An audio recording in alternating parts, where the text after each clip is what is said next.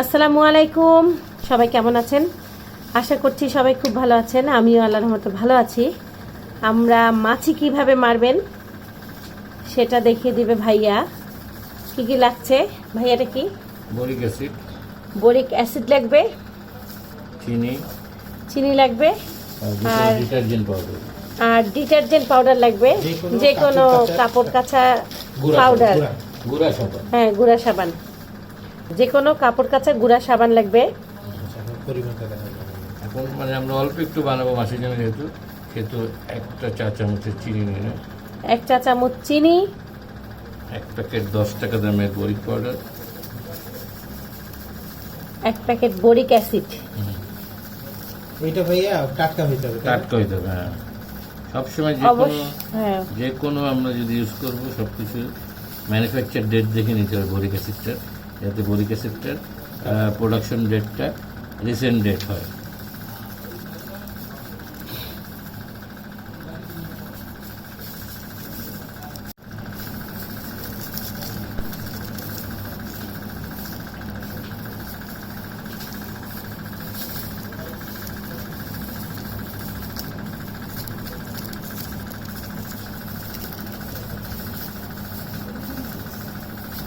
Boric অ্যাসিডটা দিয়ে চিনিটা খুব ভালো মতো মিশিয়ে দিতে হবে। বরিক অ্যাসিড দিয়ে চিনি খুব ভালো করে মেশাতে হবে। আর এখন হচ্ছে যে কোনো ডিটারজেন্ট পাউডার। কতটুকু দেবেন ভাইয়া? অল্পই দিব এখন, যেহেতু এটা যত বেশি মাছের পরিমাণ থাকবে তত বেশি করে দিতে হবে। ভালো করে মিক্স করতে হবে। আর ডিটারজেন্ট পাউডার আমি বাথরুম থেকে নিয়ে আসলাম। এটা হচ্ছে 1 চা চামচের মতনই হবে না ভাইয়া? 1 চা চামচের মতো দিন, অল্প ওষুধের জন্য, অল্প মাছের জন্য।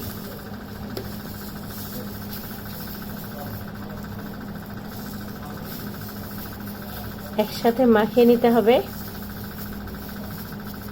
আর কিছু দিতে হবে না? না, কিছু না।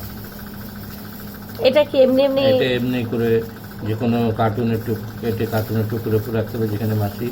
আর যদি ময়লার ড্রামে থাকে, ময়লার ড্রামের উপর একটুখানি ছিটাই দিলেই ওখানে মাছিকে ওখানেই মরবে, মরে যাবে একবারে। হ্যাঁ, এটা মাছিকে অ্যাট্রাক্ট করবে, অ্যাট্রাক্ট মাছি করবে, খেতে খেতে আসবে। এসেই বলে যাবে। যখন অনেক সময় হচ্ছে গ্রীষ্মকালে খুব মাছি, তারপর লিচুর সিজন, কাঁঠালের সিজন, আমের সিজন, তখন তো খুব কষ্ট হয় বাসায়। যে এক জায়গায় করে রেখে দিতে হবে, আবার পরে এটা রিউজ করা যায়।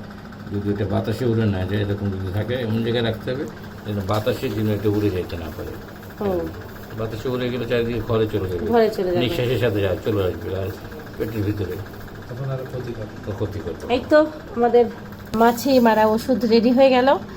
আর যাদের বাসায় মাছি অত্যাচার করতেছে, আমার বাসায় মাঝে মাঝে সময় করে, যেমন মাছ কাটার পরে একটা ভ্যান ভ্যান ভ্যান ভ্যান করে, ভালো লাগে না। ভাইয়াকে বলছি, ভাইয়া আমাকে বলল, আর আমি আপনাদেরকে দেখিয়ে দিলাম।